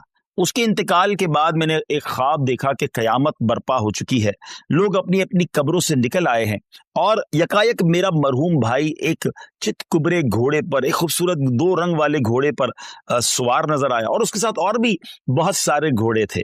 تو میں نے پوچھا، یا اخی ما فعل اللہ تعالی بکا، اے میرے بھائی اللہ عز و جل نے آپ کے ساتھ کیا معاملہ کیا؟ تو وہ کہنے لگا، اللہ عز و جل نے مجھے بخش دیا. تو میں نے پوچھا کہ کس عمل کے سبب تجھے بخش دیا گیا؟ تو اس نے کہا کہ ایک دن کسی غریب بڑھیا کو بنیت ثواب میں نے 1 درہم دیا تھا، وہی کام آ گیا. پوچھا یہ گھوڑے کیسے ہیں؟ بولا یہ سب میری بقرعید کی قربانیاں ہیں، اور جس پر میں سوار ہوں یہ میری سب سے پہلی قربانی ہے. میں نے پوچھا اب کہاں کا ارادہ ہے، کہاں کا عزم ہے؟ انہوں نے کہا جنت کا. اور یہ کہہ کر میرا بھائی میری نظروں سے اوجھل ہو گیا. سبحان اللہ سبحان اللہ. 2 بڑی اہم باتیں پتہ چل رہی ہیں اس سے. ایک تو کسی غریب کی مدد کرنا नहीं, हमें नहीं मालूम कि हम किसी की मदद कर रहे हैं, उसके दिल से कैसी दुआ निकल रही है, उसके दिल में कैसी राहत पहुंच रही है, और हमारे ना जाने कितने गुनाह माफ हो जाएं, अल्लाह की रजा हासिल हो जाए, जन्नत मिल जाए। और दूसरा जो कुर्बानी है, सुभान अल्लाह, ये इंशाअल्लाह जन्नत की सवारियां बनेंगी, पुल सिरात की सवारियां बनेंगी। आइए नाज़रीन, मैं आपको नबी पाक अलैहिस्सलाम की कुर्बानी के हवाले से कुछ हदीसें सुनाता हूँ। प्यारे आका अलैहिस्सलाम फरमाते हैं कि कुर्बानी करने वाले को कुर्बानी के जानवर के हर बाल के बदले में एक नेकी मिलती है। We can't able to count our hair, हम अपने सर के बाल नहीं गिन सकते, तो कुर्बानी के जानवर के सर पर कितने बाल होंगे, ये पूरे जानवर पर कितने बाल होंगे, तो जानवर के जितने बाल हैं, हर बाल, एवरी हेयर के मुकाबले में उसे एक नेकी मिलती है। यानी इट मींस अगर कोई कुर्बानी करता है तो उसे मिलियंस एंड मिलियंस नेकियां मिलती हैं। मुबारक हो उन्हें जो कुर्बानी करते हैं। एक और जगह नबी पाक अलैहिस्सलाम फरमाते हैं, जिसने खुश दिली से तालिब में सवाब होकर कुर्बानी की तो वो आतिशे जहन्नम से हिजाब यानी रोक हो जाएगी। यानी कुर्बानी, देयर आर टू कंडीशंस, खुश दिली के साथ, ओपन हार्टेडली, बोझ समझकर नहीं, बर्डन समझकर नहीं, खुश दिली के साथ, और फिर सवाब की नीयत से की। हाँ, ये अलग बात है, कुछ लोग कुर्बानी दिखलावे के लिए करते हैं, पता चले मैं कितने पैसे वाला हूं और जनाब मैं कितनी बड़ी बड़ी कुर्बानी करता हूं। बिल्कुल बड़े जानवर करने चाहिए, हेल्दी जानवर करने चाहिए, महंगे जानवर भी कुर्बान बिल्कुल अल्लाह की राह में खर्च करना चाहिए, लेकिन नीयत अल्लाह की रिजा, लोगों को दिखाना नहीं। तो फिर इंशाअल्लाह ये जानवर, ये कुर्बानी जहन्नम के मुकाबले में आड़ बन जाएगी, रोक बन जाएगी। एक और जगह सरकार दो आलम अलैहिस्सलाम ने अपनी प्यारी बेटी खातून जन्नत बीबी फातिमा तो ज़हरा रदी अल्लाह तआला अन्हा से इरशाद फरमाया कि ऐ फातिमा, अपनी कुर्बानी के पास मौजूद रहो, क्योंकि इसके खून का पहला कतरा गिरेगा तुम्हारे सारे गुनाह मुआफ कर दिए जाएंगे। अल्लाह अकबर, सुभान अल्लाह, सुभान अल्लाह। जानवर का कतरा गिरना है खून का और हमारे गुनाह मुआफ हो जाने इंशाअल्लाह। एक और हदीस सुनिए, प्यारे आका अलैहिस्सलाम फरमाते, जिस शख्स में कुर्बानी करने की वुसअत हो फिर भी वो कुर्बानी ना करे तो वो हमारी ईदगाह के करीब ना आए। अब इसमें समझाया गया कि अगर हमारे पास कैपेबिलिटी है, हम इस काबिल हैं, हमारे पास इतनी वुसअत है कि हम अफोर्ड कर सकते हैं कुर्बानी को, और जो शरीयत ने जो उसका निसाब रखा है अगर हम पूरा कर सकते हैं तो फिर हमें कुर्बानी जरूर करनी चाहिए। ये बहुत बड़ी सादत है। आप यकीन करें कि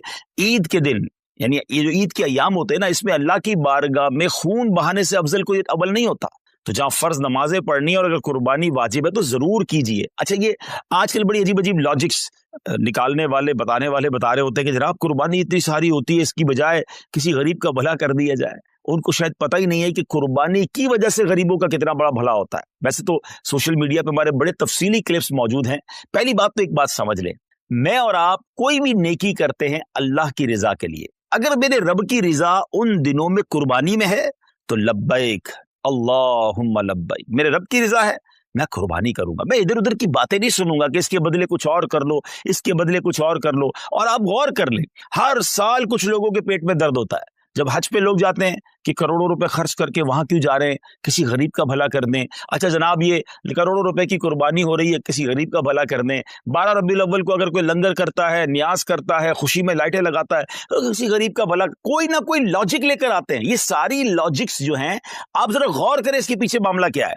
कभी भी आपको ये सुनाई देता है कि जनाब इतना महंगा मोबाइल फोन लेने की क्या जरूरत है, किसी गरीब का भला कर दें। इतनी महंगी वॉच आई है, और जनाब इतनी महंगी घड़ियां पहनने की जरूरत क्या है, किसी गरीब का भला कर दें। ब्रांडेड कपड़े पहनने की जरूरत क्या है, किसी गरीब का भला कर दें। जनाब न्यू ईयर नाइट में इतनी आतिशबाजी करने की क्या जरूरत है, किसी गरीब का भला कर दें। अपने बच्चों की शादी में इतने किस्म के फंक्शन करने की जरूरत क्या है। नहीं, आप कहीं नहीं सुनेंगे। सारे गरीब याद आएंगे कि जब अल्लाह की इबादत की तरफ मुसलमान रुजू करते हैं, जब उनका शौक बढ़ता है कि रब की बारगाह में कुर्बानी पेश करे, खर्च करे, अपनी जान की कुर्बानी पेश करे, वक्त दे, तो देयर इज समथिंग रॉन्ग। इस बॉटम इन हार्ट में कुछ गड़बड़ है, समझिए बात को। अब मैं आपको बताता हूं, जिसको बहुत ज्यादा इस बात की फिक्र है कि गरीबों का भला हो जाए। ये कुर्बानी, सुभान अल्लाह, ये एक ऐसा शानदार फरीजा है और ऐसी खूबसूरत यूं समझिए कि त्यौहार है, इस्लामी त्यौहार है कि जिसकी बरकत से लाखों नहीं करोड़ों गरीबों का भला होता है फ्रॉम द डे वन। अच्छा, सिर्फ पाकिस्तान की मिसाल ले लें, वैसे हमारे जितने ये जो तीसरी दुनिया के बड़े सगीर के मुल्क कहलाते हैं, जब बहुत कुर्बानी होती है, पाकिस्तान हो गया, हिंदुस्तान हो गया, बांग्लादेश के जहां भी गरीब ममालिक हैं, मुझे बताइए कुर्बानी के जानवर आते कहां से। 90% जानवर वो लोग लेकर आते हैं जो अपने घरों में, अपने गांव गोठों में इन जानवर को पालते हैं। गरीब लोग होते हैं और पूरा साल पालते हैं ताकि कुर्बानी के दिनों में बेचेंगे तो उससे हमें पैसे मिलेंगे। तो उन लाखों करोड़ों गरीबों का भला होता है जब कुर्बानी होती है। अच्छा, बिजनेस का मॉड्यूल क्या है? What is the way to boost your business और योर इकोनॉमी? उसका तरीका यह कि एक बंदे की जेब से पैसा निकले और वो मुख्तलिफ लोगों की जेबों में चला जाए। अमीर की जेब से पैसा निकले, गरीब की जेब में चला जाए। तो अब वो गुरबा, वो मेहनत मजदूरी करने वाले गांव गोट के विलेजर्स, वो गांव गोट के रहने वाले जानवर लेकर शहरों में आते हैं और जनाब अब अमीर आदमी, अब जिसको अल्लाह ने इस्तिताअत दी, वो पैसे देता है और उनको गोया पूरे साल के लिए इतनी अमाउंट मिल जाती है कि पूरा साल वो अपना घर चलाते हैं, नए जानवर पालते हैं। तो जनाब पहला फायदा तो ये हो गया। कहाँ गए पैसे? गरीबों के पास गए। अच्छा, लेकिन जब वो जानवर किसी मंडी में आए तो उस मंडी में हजारों लाखों, ये समझिए पूरी दुनिया में अगर देखें तो लाखों शायद मजदूरों का भला शुरू हो जाता है। कोई चारा खिला रहा होता है, कोई लोडिंग कर रहा होता है, कोई उनका ख्याल कर रहा होता है, उनका रोजगार शुरू हो जाता है। फिर जब वो खरीद कर घर लाते हैं तो सुजुकी वाले, ट्रक वाले, उनका रोजगार शुरू हो जाता है। अच्छा, मंडी में सिर्फ चारे वाले नहीं, रस्सी वाले, जानवरों की खूबसूरती की चीजें होती है वो भी बेच रहे होते हैं। हजारों लोग आते हैं तो वहां पर बाकायदा स्टॉल्स लग जाते हैं, खाने पीने की चीजें बिकना शुरू हो जाती है। कितने गरीबों का भला होता है। अच्छा, जब वो जो जानवर आपके मोहल्ले में, हमारी घरों के करीब आ जाता है तो अब घर के इलाके में, बिल्डिंग में चौकीदार और मोहल्ले वाले जो लोग जानवर संभालते हैं उनका रोजगार शुरू हो जाता है। सारे तो गरीब हैं। अच्छा जरा और आगे चलते हैं। उसके बाद जब कुर्बानी होती है तो कौन करता है कुर्बानी? है हम खुद तो नहीं काटते ना जानवर को। हजारों लाखों गोश्त फरोश कसाब इस्लामी भाइयों का, और एक एक कसाब के साथ 5-5, 6-6 हेल्पर होते हैं। उनका ठीक ठाक रोजगार बन जाता है 3 दिनों के अंदर। अब वो कौन लोग होते हैं? वो भी नॉर्मल लोग होते हैं, उनको जबरदस्त रोजगार मिल जाता है। मुसलमानों की जेब से पैसा उनकी जेबों में जा रहा है। अच्छा, अब गोश्त कट गया, कटने के बाद क्या हुआ? सारा हम नहीं खा जाते, लोग अपने रिश्तेदारों में बांटते हैं, बहुत सारे गरीबों भी बांटते हैं। तो लाखों लाख गरीबों को गोश्त मिलता है, बल्कि ऐसे लोगों को मिलता है जिन्होंने पूरा साल गोश्त नहीं खाया होता, उन तक गोश्त पहुंच जाता है। और आगे चलिए, अब जब गोश्त उसके कुछ दिनों के बाद ऐसी जगहों पर पकने के लिए जाता है जो कबाब बनाते हैं, बोटी बनाते हैं, जनाब वो भी नॉर्मल लोग होते हैं, उनका भी रोजगार चल पड़ता है। और आगे चलिए तो इसकी जो खालें होती हैं, ये खालें किसी लेदर फैक्ट्री में जाके बिकती हैं, तो वहां शूज, जैकेट वो बनता है, तो उसकी सलाई, कढ़ाई, मजदूरी करने वाले, यानी अगर from the start till the end देखें तो करोड़ लोगों का बिजनेस चलता है, रोजगार चलता है, मजदूरी मिलती है, गोश्त मिलता है। सुभान अल्लाह व बिहम्दिही, सुभान अल्लाहिल अज़ीम। गोया सुन्नत इब्राहिमी पर अमल भी हो रहा है, गुनाह भी माफ हो रहे हैं, और पूरे मुमलिकत का, पूरी कंट्री का कारोबार चल रहा है, लाखों लोगों का रोजगार बढ़ रहा है। तो ये जो आर्ग्यूमेंट्स होते हैं ना, इस पर तवज्जो ना दिया करें। ये तो मैंने आपको अपने दिमाग से हिकमतें बताई हैं, वरना जिस करीम ने ये काम हम पर हुक्म फरमाया है, हम पर लाजिम शरीयत ने किया है, वो जाने, उसकी हिकमतें जाने। अगर किसी काम की हिकमत समझ ना भी आए, समझ ना भी आए, तो हमारा काम उसकी लॉजिक तलाश करना नहीं। अगर हमें ये पता चल गया कि अल्लाह का हुक्म है, अल्लाह के हबीब का हुक्म है, हमारा काम लब्बैक कहना है, हमारा काम अमल करना। हम बंदे हैं, हमारा काम लब्बैक कहकर काम करना है। मैं उम्मीद करता हूं कि चले, फजीलत पर भी बात हो गई, कुछ लॉजिक्स पर भी बात हो गई, और अब आइए, सुभान अल्लाह, अगर ये काम हम दावत इस्लामी के थ्रू करवाते हैं तो ये इतने सारे बेनिफिट्स तो होने ही होने, कुछ और शानदार बेनिफिट्स होंगे।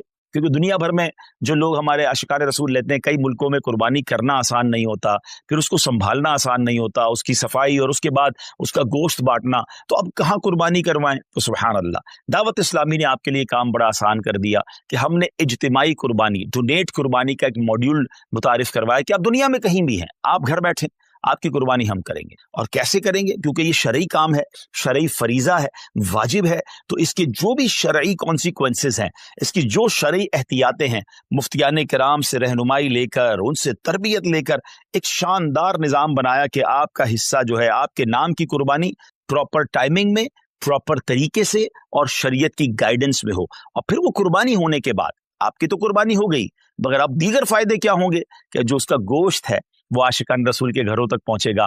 और आप यकीन करें, बाज़ औक़ात तो ऐसे लोगों के घरों तक गोश्त पहुंचता है जो शायद पूरा साल बकरा ईद का इंतजार करते हैं कि हमारे घर भी गोश्त आ जाएगा। आप किसी बैरून मुल्क में बैठे हैं, हम तो रोज शायद खाना अच्छा खा लेते हैं, मगर आपकी उस कुर्बानी की बरकत से किसी का 15 दिन या किसी का महीना जो है घर में गोश्त पकता रहेगा, और उसके दिल से आपके लिए दुआएं होंगी। और उसके बाद उसकी जो कुर्बानी की खाल है, वो आपकी मेरी दावत इस्लामी जो दुनिया भर में दीन मतीन की खिदमत कर रही है, उलमा बना रही है, हुफ़ाज़ बना रही है, मस्जिदें बना रही है, और ना जाने दीन की कितनी सारी चीज़ों पर काम हो रहा है, इंशाअल्लाह हमारा उसमें भी हिस्सा मिल जाएगा। तो देखा जाए तो बेनिफिट ही बेनिफिट है, इंशाअल्लाह नेकियों का खजाना है। तो मेरी गुजारिश ये है कि इस बार आपने अपनी कुर्बानी करनी है दावत इस्लामी के साथ। और हाँ, सिर्फ अपनी कुर्बानी क्यों, अपने रिश्तेदारों से बात कीजिए, अपने दोस्तों से बात कीजिए। इंशाल्लाह मैं अभी कुछ तफसील भी बताता हूँ। मैं आपको पहले ये बता देता हूँ कि हमारे जो इस बार कुर्बानी की रेट लिस्ट है, जो बकरा है पूरा, अगर आप होल गोट करना चाहते हैं तो वो 34,000 है। अच्छा, अब ये तो पाक रुपीज में है। अच्छा, लेकिन जो लोग बैरून मुल्क में, तो उनकी आसानी के लिए मैं करेंसी में कुछ रेट्स बता देता हूं ताकि आपको ये पता चल जाए कि पर cow share in UK 65 pounds, और अगर कोई फुल काउ देना चाहता है तो 455 पाउंड्स है, और अगर कोई हमें एक गोट देना चाहता है तो 105 पाउंड्स है।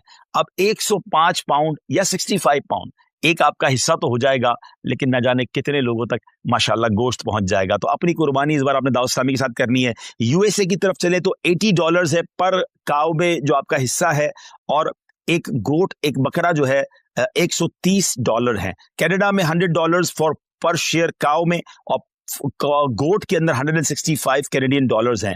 यूरोप की बात करें तो 70 यूरो एक हिस्सा है गाय के अंदर, और पूरा बकरा जो है फुल गोट 120 यूरोज बनते हैं। बाकी इसी तरह करेंसीज हैं। यूएई में अगर हम बात करें तो 275 दिरहम्स बनते हैं एक हिस्से के। शायद 250 दिरहम में तो यूएई में आप बकरा ढूंढ नहीं सकते या हिस्सा ले नहीं सकते, और अगर बकरा की तरफ चलें तो आपका बनता है 450 दिरहम। तो क्यों ना हमारे मशरिक वुस्ता के लोग हों, मिडल ईस्ट के लोग हों, यूरोप के लोग हों, अफ्रीका के लोग हों, आशिकान रसूल हों, अपनी दावत इस्लामी के साथ इस बार कुर्बानी करें। और हाँ, मैं तो एक और मशवरा भी दूंगा कि अगर आपने सुभान अल्लाह, नबी पाक हमें भूले नहीं थे। मेरे आका अलैहिस्सलाम ने मिना की वादियों में अपनी उम्मत के लिए कुर्बानी की, तो क्या ही अच्छा हो कि जहां मैं अपने लिए कुर्बानी करूं, वहां मेरे आका अलैहिस्सलाम के नाम की भी कुर्बानी करूं। और ये प्यारे आका अलैहिस्सलाम की बारगाह में इसाले सवाब के लिए होगा। तो हो सके तो पूरी गायें या कम से कम एक पूरा बकरा जो है, हम कहते हैं ना, क्या पेश करें जाना, क्या चीज हमारी है, ये दिल भी तुम्हारा है, ये जान भी तुम्हारी है। और सुभान अल्लाह, अल्लाह ने और नवाजा है तो अपने सैयदी गौसे आजम के इसाले सवाब के लिए। एक्चुअली नाम पर तो अल्लाह की कुर्बानी होती है, ये दरअसल इसाले सवाब के लिए होती है। फिर आगे चले तो अपने मरहूम वालिदैन के इसाले सवाब के लिए आप कुर्बानी कर सकते हैं, अपने मरहूम रिश्तेदारों के लिए कर सकते हैं। अल्लाह ने नवाजा है तो 4 यारों के लिए भी उनके इसाले सवाब के लिए करें, पंजतन पाक के इसाले सवाब के लिए करें। अब ये देखें ना कि आप उनके इसाले सवाब के लिए कुर्बानी कर रहे हैं और वो गोश्त किसी मुसलमान के घर में भी जा रहा है, तो सुभान अल्लाह, उसकी दुआएं अलग मिल रही हैं, बुजुर्गों का फैजान अलग मिल रहा है। तो अगर मेरी रकम का इन दिनों में इतना बेहतरीन इस्तेमाल, जरा गौर करें ना, हजरत इब्राहिम अलैहिस्सलाम को तो अपना बेटा कुर्बान करने का हुक्म दिया गया था। हमसे तो इतना बड़ा इम्तिहान नहीं लिया जा रहा, हमें तो चंद रुपए हैं अल्लाह की राह में खर्च करने हैं। तो बहुत सौ को अल्लाह ने बहुत नवाजा है। तो जनाब, इस बार अपनी कुर्बानी न सिर्फ हमें खुद दावत इस्लामी के साथ करनी है, बल्कि अपने दोस्तों को, अपने रिश्तेदारों को इस बात पर इनकरेज करना है कि दावत इस्लामी वालों के साथ कुर्बानी करें। और इंशाअल्लाह, अच्छा, जो पाकिस्तान से दूर रहते हैं और खास तौर पे ओवरसीज पाकिस्तानी हैं, they know very well the condition of Pakistanis nowadays. जो यहाँ पर महंगाई का हाल है, जो यहाँ पर लोगों की मुश्किलात का हाल है, आप समझ सकते हैं कि लोग कितनी मुश्किल से जिंदगी गुजार रहे हैं, जो नॉर्मल और मीडियम क्लास के लोग हैं। तो अब आप सोचें कि उनके घर में गोश्त और कुर्बानी कैसे हो सकेगी इन दिनों में। तो अगर हम दावत इस्लामी के साथ इंशाअल्लाह जब ये कुर्बानी करेंगे तो बहुत सारे आशिकान रसूल के घर में जो है कुर्बानी का गोश्त पहुंच जाएगा। ये याद रहे कि ये हमारी शरई एहतियात है कि हम ये जुमला नहीं कह रहे कि जनाब आपकी कुर्बानी का गोश्त गरीबों में तकसीम होगा। हाँ, मेजॉरिटी गरीब ही होते हैं, लेकिन हमने एहतियातन, हमें दारुल इफ्ता नहीं, चूंकि हम ये सारा काम शरई रहनुमाई के साथ ले रहे हैं, तो हमारे दारुल इफ्ता की हमें रहनुमाई है कि जनाब कुर्बानी जो है वो आपने दावत इस्लामी के साथ करनी है, और उसका जो गोश्त है वो आशिकान रसूल में, मुसलमानों में तकसीम होगा। तो मैं उम्मीद करता हूं कि इसका आपने भरपूर इंशाअल्लाह साथ देना है हमारा। जी सही, सब कुछ फरमाना चाहेंगे? एक मैसेज आएगा, और वालिदैन हयात हों तो उनके लिए भी कुर्बानी कर सकते हैं। जी, वालिदैन हयात हों और तो फिर तो उनके नाम की कुर्बानी बिल्कुल होनी चाहिए, और अगर वो साहिब इस्तिताअत हैं तो उन पर तो वाजिब हो जाएगी कुर्बानी। लेकिन अच्छी बात है कि घर में अगर कोई शख्स है और अपने घर के बड़ों के लिए भी कुर्बानी करना चाहता है, बच्चों के लिए भी करना चाहता है, तो बेहतर ये है कि जिसके बालिग के नाम की कुर्बानी वो कर रहा है, उनको एतमाद में ले ले कि इस बार आपकी कुर्बानी मेरी तरफ से मैं कर रहा हूँ। उनकी इजाजत हो जाएगी तो फिर उनकी कुर्बानी भी हो जाएगी। ऐसा ना हो कि उन्हें पता ही नहीं है और आप उनकी कुर्बानी कर रहे हैं, तो फिर उनको अपनी कुर्बानी भी अलग से करनी होगी। और अगर वालिदैन दुनिया से चले गए हैं तो उनके लिए भी इसाले सवाब के लिए कुर्बानी की जा सकती है। इंशाअल्लाह उनको कब्र में सवाब का तोहफा मिलेगा इंशाअल्लाह। माशाल्लाह पाकिस्तान में तो दावत इस्लामी कुर्बानी की खाले भी जमा करती है, और ये बहुत बड़ी नेकी है कि अच्छा बाज़ औक़ात हम थोड़ी सी तवज्जो देते ना तो हमारे आस पड़ोस में, हमारे ख़ानदान में बहुत सारी कुर्बानियाँ हो रही होती हैं, हमें सिर्फ कहना होता है कि ये कुर्बानी की खाल दावत इस्लामी को दे दें, क्योंकि दावत इस्लामी का तारुफ करवाना बहुत ज़्यादा मुश्किल नहीं है। पूरी दुनिया दावत इस्लामी को जानती है, पाकिस्तान वाले तो ज़्यादा जानते हैं। तो अगर हम थोड़ी सी कोशिश करें और हमारी कुछ ज़बान चलाने से, थोड़ी सी कोशिश करने से 25, 50, 100 खाले हो जाएं और उसके ज़रिए माशाल्लाह एक अच्छी अमाउंट दावत इस्लामी तक पहुंच जाएगी, तो ये हमारे लिए अल्लाह ने चाहा सदका जारिया बन सकता है। बल्कि एक और चीज़ भी हो सकती है सही साहब, जो लोग पाकिस्तान में नहीं हैं, उनके रिश्तेदार पाकिस्तान में हैं, अच्छा आपने वहाँ से यूरोप से, यूके से, अरब इमारात से या अफ्रीका से कुछ कुर्बानी के हिस्से तो भिजवा दिए, मगर ये भी तो हो सकता है कि आप अपने रिश्तेदारों को फ़ोन करें, मैसेज करें कि भाई इस बार कुर्बानी की खाल आपने दावत इस्लामी को देनी है। आपने सिंपल ये करना है, उनसे एग्री करवा कर वो मान जाएं तो उनका फ़ोन नंबर और एड्रेस आप हमारे फैज़ान ऑनलाइन एकेडमी का जो हेल्पलाइन नंबर है वहाँ दे दें, वहाँ इंशाल्लाह हमारी टीम खुद उनसे राब्ता करेगी और इंशाल्लाह अज़्ज़ वजल उनसे जाकर हम वो उनकी कुर्बानी की खाले भी कलेक्ट कर लेंगे और उसका सवाब भी आपको मिल जाएगा। अच्छा आप बैठे बाहर होंगे और कुर्बानी की खालें यहाँ जमा हो रही होंगी। मुझे अच्छी तरह याद है कुछ जिम्मेदारान जो हैं वो जब हज पे जाते हैं और उनका बड़ा शौक होता है कुर्बानी की खालों का, तो वो वहाँ से भी मैसेजेस कर रहे होते हैं, वहाँ से भी कॉल कर रहे होते हैं कि भाई आपकी कुर्बानी की खाल, अच्छा वो उनको नहीं पता होता वो बाहर है, तो यहाँ वाला जिसकी घर की कुर्बानी हो जाती है वो उनको मैसेज करता है भाई मेरी खाल रेडी है, तो वो मक्का पाक से जिम्मेदार को कहता है जल्दी उस घर पे जाओ जाके खाल उठा लो। तो ये जज्बा है ना, कि जज्बा ये है कि जनाब मैं सफर पर भी हूँ तो मेरा सवाब कम नहीं होना चाहिए। जिस तरह लोग बैरून मुल्क में रहकर अपना कारोबार चला रहे होते हैं तो ये नेकियों का कारोबार भी चलाइए ना। तो इस बार इंशाल्लाह 2 in 1 हमने काम करना है, यानी 3 in 1 हो गया। अपनी कुर्बानी दावत इस्लामी के साथ करनी है, अपने रिश्तेदारों और दोस्तों को तरगीब दिलाकर उनकी कुर्बानी भी करवानी है, और तीसरे नंबर पर इंशाअल्लाह अज़्ज़ वजल हमें इंशाअल्लाह अज़्ज़ वजल और आशिकान रसूल की कुर्बानी की खाले भी जमा करनी है इंशाअल्लाह। जी सही, इसमें कुछ यूं भी है डिटेल के भाई इस वक्त कितने मदारिस चल रहे हैं और जो हम कुर्बानी की खाले या डोनेट कुर्बानी करते हैं दावत इस्लामी को इससे क्या फायदा पहुंचे? जी, जैसे मैंने बताया कि आपकी डोनेट कुर्बानी का गोश्त तो आशिकान रसूल तक पहुंचेगा, उसमें कई उलमा होंगे, कई हाफिज होंगे, कई नॉर्मल आशिकान रसूल होंगे, लेकिन उसके साथ साथ जो कुर्बानी की खाले हैं वो दावत इस्लामी के फंड में जाएंगी। अब दावत इस्लामी तो सवाब की फैक्ट्री है ना, तकरीबन 6,500 से ज्यादा तो हमारे मदरसतुल मदीना है, जिसमें लाखों बच्चे, मोर देन 3 लाख के करीब बच्चे और बच्चियां बगैर फीस के कुरान पाक पढ़ रहे हैं। 1 लाख से ज्यादा तो हाफिज कुरान बन चुके हैं। फिर उलमा की तरफ चलें तो 1300 से ज्यादा जामियतुल मदीना है, 1 लाख से ज्यादा बच्चे और बच्चियां उसमें इस्लामी भाई और इस्लामी बहनें दरस निज़ामी कर रहे हैं, हजारों उलमा बन चुके हैं। तो मेरी कुर्बानी की खाल से अगर कोई एक आलिम बन गया, हाफिज बन गया, दीन का मुबल्लिग बन गया और उसने जाकर दुनिया में गैर मुस्लिमों को मुसलमान करना शुरू कर दिया, तो आप इमेजिन तो करें कि ये सवाब का कैसा कंटिन्यू मीटर है। तो कुर्बानी की खाल तो हमें दावत इस्लामी को देनी ही देनी है, इंशाअल्लाह डोनेट कुर्बानी भी अपनी दावत इस्लामी के थ्रू करवानी है इंशाअल्लाह। आगे हमने ये तरगीब दिलानी है तो किस तरह हम जहन बनाएं अपने दोस्तों का, रिश्तेदारों का, और अगर वो ये जहन अगर वो आगे किसी को देते तो सवाब कितना मिलता है? जी बिल्कुल, कोशिश करें कि दूसरों को प्रमोट करें, क्योंकि इसमें हम में से किसी का भी जाती फायदा नहीं है, यानी हम अपने बिजनेस के लिए आपसे बात नहीं कर रहे, इसका मकसद कुरान और सुन्नत को घर घर पहुंचाना है, इल्म दीन को पहुंचाना है, तो इसको प्रमोट करें। अल्हम्दुलिल्लाह रब्बिल आलमीन वस्सलातु वस्सलामु अला सय्यिदिल अंबिया वल मुरसलीन अल्लाहुम्मा रब्बना आतिना फिद दुनिया हसनतन व फिल आखिरति हसनतन व किना अज़ाबन नार रब्बना तक़ब्बल मिन्ना इन्नका अंतस समीउल अलीम व तुब अलैना या मौलाना इन्नका अंतत तव्वाबुर रहीम। रब्बे करीम हम सब का जमा होना अपनी बारगाह में कबूल फरमा।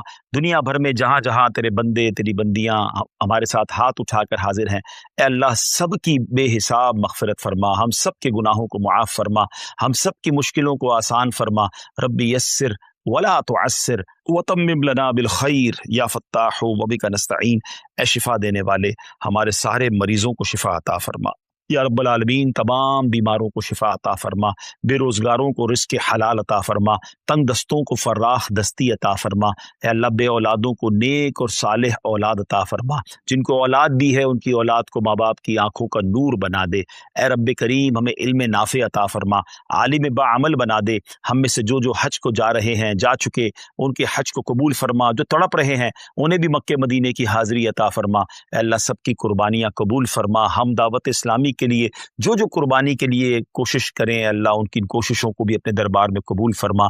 ए परवरदिगार, कई इस्लामी भाइयों ने, इस्लामी बहनों ने मैसेज के ज़रिए दुआओं के लिए कहा, तो सबके नाम भी जानता है और काम भी जानता है। अल्लाह सबकी झोलियाँ भर दे। अल्लाहुम्मा रब्बना तक़ब्बल मिन्ना इन्नका अंतस समीउल अलीम وتب علينا يا مولانا إنك أنت التواب الرحيم وأفوض أمري إلى الله إن الله بصير بالعباد لا إله إلا أنت سبحانك إني كنت من الظالمين بركة إن الله وملائكته يصلون على النبي يا أيها الذين آمنوا صلوا عليه وسلموا تسليما صلى الله على النبي الأمي وآله